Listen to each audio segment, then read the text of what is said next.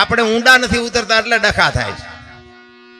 ભજન છે ને, ભજન વિચાર માગે છે. ભજનમાં બાપુ મંથન માગે છે. મંથન કરો તો તમને આની ખબર પડે, બાકી એમ નામ ખબર નથી પડે એવું.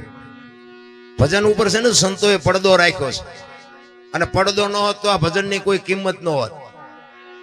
ભજન એમ નામ સમજાય એવું છે જ નહીં, અને આની માટે પાત્રતા બનવું પડે. એમ નામ રે નહીં. તમે સવારે તમને મજા આવી હોય તો તમે એટલી જ વાત કરો કે મજા આવી પણ કે યાદ રહ્યું કે ના હોરું જીવ, આ યાદ નથી રહેતું, એ ડખા છે.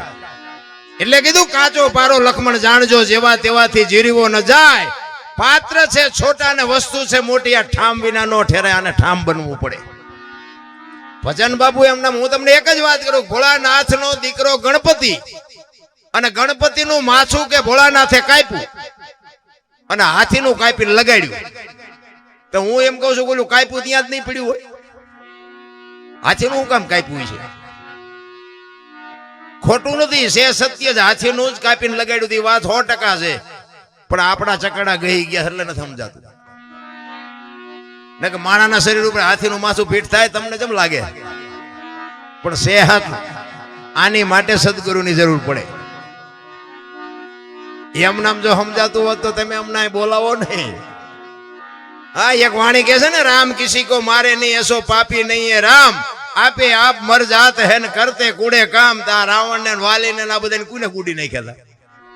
રામાયણ કે છે રામે માર્યા છે, તો સંતો કે છે રામ નથી મારતો, ને વાતે સાચી છે, આ વાત સાચી છે ને આ વાતે સાચી છે, પણ આપણને નથી સમજાતું. એક રામ દશરથ કા બેટા, એક રામ સબકા ઘટ में બેઠા, એક રામ सकल पदार्थ, एक राम सबसे न्यारा. बापू સમજવાની વસ્તુ છે ને, સદગુરુ સિવાય ભાન ન થઈ શકે. અને આ રામદેવજી મહારાજ બાપુ છે ને, અત્યારે એક રામદેવજી ને એક હનુમાન અને એક મેલડી બાપુ હવે નાળિયેર માનો ને બપોર ભડાકો બોલાવે. બોલો, એવા જીવતા જાગતા બાપુ જો અત્યારે કોઈ દેવ હોય ને તો અત્યારે મને તો આ 3 દેવ દેખાય છે. રામદેવજી મારે આ વાણી મેં કીધું ને કે હરભુજી ને હૈયે હરખ અપાર, ઘોડલા ચરંતા દીઠ્યા રામા પીર ને. આ ક્યારે બનેલું એની તમને થોડીક વાત કરું. હરભુજી રામદેવજી મહારાજના માસીએ ભાઈ થાય, અને રામદેવજી બાપાને એમને મળવાનું વચન આપેલું કે હું તમને મળ્યા સિવાય જઈશ નહીં, અને કુદરતને કરવું ને મળાણું નહીં, અને આ જવાનો સમય થઈ ગયો. એટલે રામદેવજીએ વિચાર કર્યો કે મારે આને મળવાનું રહી જાય છે, મારે જવાનો સમય થઈ ગયો છે. એટલે એમને એમની યુક્તિ રચી અને એમના કુટુંબને ભેળું કર્યું. એ કે આમને હું જરાક જાણ કરી દઉં કે આ પાછળથી કાંઈ કરે નહીં. એટલે રામદેવજી પોતાના કુટુંબને ભેગા કરી અને વાત કરે છે કે ભાઈ મારો હવે સમય પૂરો થઈ ગયો છે ને મારી બધી તૈયારી કરો, પણ હું તમને એક ભલામણ કરું છું કે મારો દેહ જ્યારે શાંત થઈ જાય ને મારી સમાધિ થઈ ગયો પછી દુનિયા તમને ગમે એ કે, પણ સમાધિની એપ ખોલવાની તમે વાત ન કરતા. કોઈ પણ તમને દુનિયા ગમે એ ભરમાવે, પણ મારી સમાધિને તમે હલાવવાની કોઈ કોશિશ ન કરતા. એટલે બધા કુટુંબના કે કાંઈ વાંધો નહીં. હવે આ સમય પ્રમાણે રામદેવજી બાપુ સમાધિ થઈ ગયા.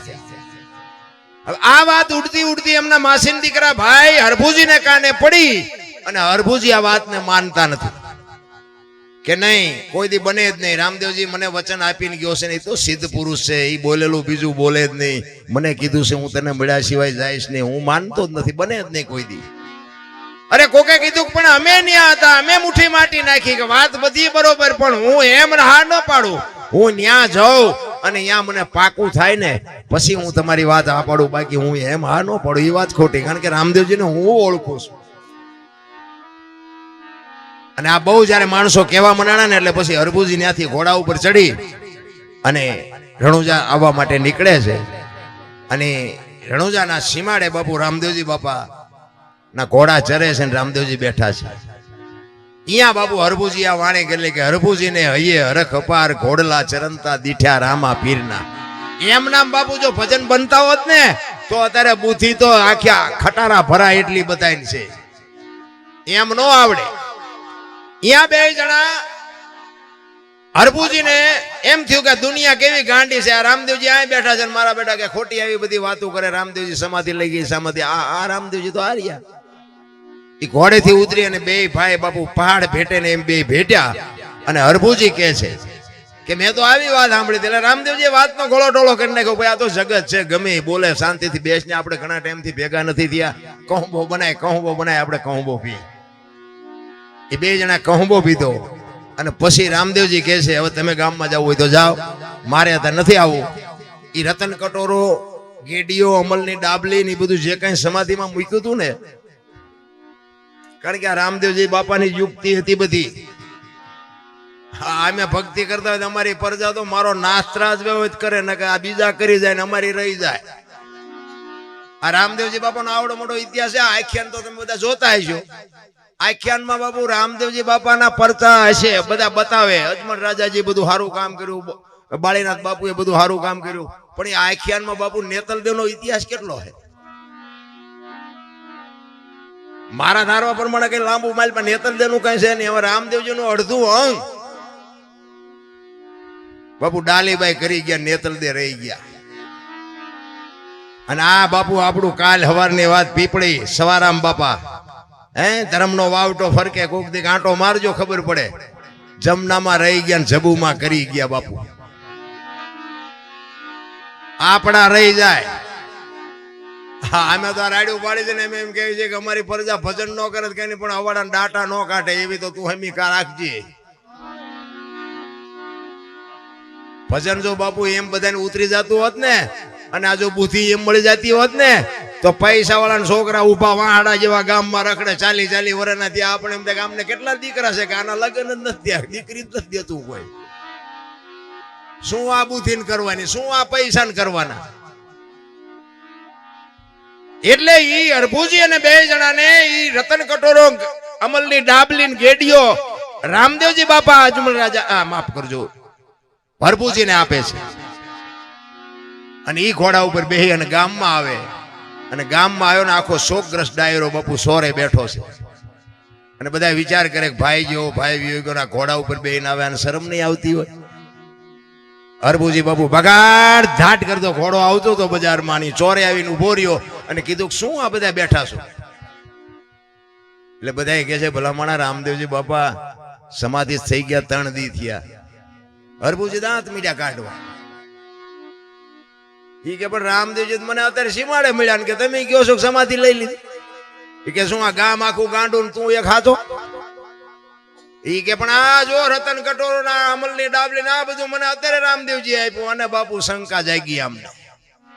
આપણે સમાધિ દઈને આવ્યા ને પછી કે વાંસ માસું મારી નીકળી ગયેલા, હાલો ખોદવી. આપણા જ આપણું લોહી પી ગયા છે. આખી દુનિયામાં બાપુ ઇતિહાસ ખોલવા ખોલજો. અને અહીંયા બાપુ સમાધિએ ગયા અને બાપુ આમ તૈયારી ઘા કરવાની તૈયારી કરીને બાપુ આકાશવાણી થઈ. એ તમારી જાતના મેં તમને પહેલા કીધું હતું ઈ કે આ હવે તમારે અહીંયા કાયમ દુકાળ પડશે અને કાયમ માગી ખાજો. હવે હું સૌરાષ્ટ્રમાં જાઉં છું બાપુ. પહેલું પીરાણું આપણું બાપુ ગેબીનાથ અને પાળિયાદ બાપુ અહીંયાથી અહીં વ્યૂ આવ્યો. વિચાર કરજો, કોઈ ગામ એવું નહીં હોય કે રામદેવજી નું મંદિર ન હોય, કે રામદેવજી બાપાના વાવટા ન ફરકતા હોય, કે રામદેવજી બાપાનું મંડળ ન હોય, એવું કોઈ ગામ ન હોય. તમે આંટો તો મારી જુઓ, કેટલી એની બાપુ સુવાસ કેટલી. અને રાજસ્થાનમાં બાપુ તમે જોવો ને, જીવા ન હોય તો આંટો મારજો, નકરી ધૂળ ઉડે, વાતમાં કાંઈ છે નહીં. બાકી જો રામદેવજીના શબ્દો ઉપર ઉભા રહ્યા હોત ને તો આજ રાજસ્થાન હોનાનું હોત. મારા બાપ અહીંયા કોઈ દી કોઈને ભૂખ કે દુઃખ ન હોત. આજ આપણે બાપુ આપણી માથે કૃપા કેવડી. આ તમે માંડવા ઉભા એના ઉપર નક્કી નથી થતું. આપણી માથે આ વરસાદ વરે છે બાપુ, આ કૃપા કેવડી એની. હવે અહીંયા તો એની જન્મ ભૂમિકા હતી, અહીંયા એનું કુટુંબ હતું ને બધું અહીંયા હતું બાપુ. એને તો શું ઘટત, એમાં શું બાકી રહે. અને જેટલી આપણી આ દેહાણ જગ્યાઓ છે ને બાપુ, બધે અહીંયા પીરનો પંજો છે, લખવું હોય તો લખી લેજો. અને પીરની પીરાય વગર બાપુ હરિહર ક્યાંય હાલે નહીં. કેવડી બાપુ આ પીરની કૃપા કેવડી. કચ્છ કાઠિયાવાડ સૌરાષ્ટ્રમાં તમે જાઓ અને રામદેવજી બાપાનું બાપુ ક્યાંય મંદિર ન હોય એવો દાખલો નહીં હોય. જેમ બજરંગદાસ બાપાનું મંદિર ન હોય ને એવી રીતે બાપુ રામદેવજીનું મંદિર ન હોય એવો કોઈ દાખલો ન હોય. કેવડી બાપુ, એની શ્વાસ કેવડી. અને આ આકાશવાણી થયા પછી હરભુજીને બાપુ પછી ખબર પડી, હો અરે તારી ભલી થાય તારી. રામદેવજી તું ખરેખર વ્યાઈ ગયા તા, તો મને વચન પાળવા, વચન દેવા, વચન નિભાવવા માટે મને મળ્યો હતો. અને પછી બાપુ હરભુજી રોયો, હો બાપ, અરે રોવામાં બાપ, અરે મારા બાપ, હું તને ઓળખી ન હોય, હું તારા પગ ન ચાલી કે મારા બાપ તે મને અંધારામાં રાખ્યો. પછી રોતો રોતો કહે છે કે હવે મારે તને મળવું હોય તો કે હવે સમય વિયો ગયો ભાઈ.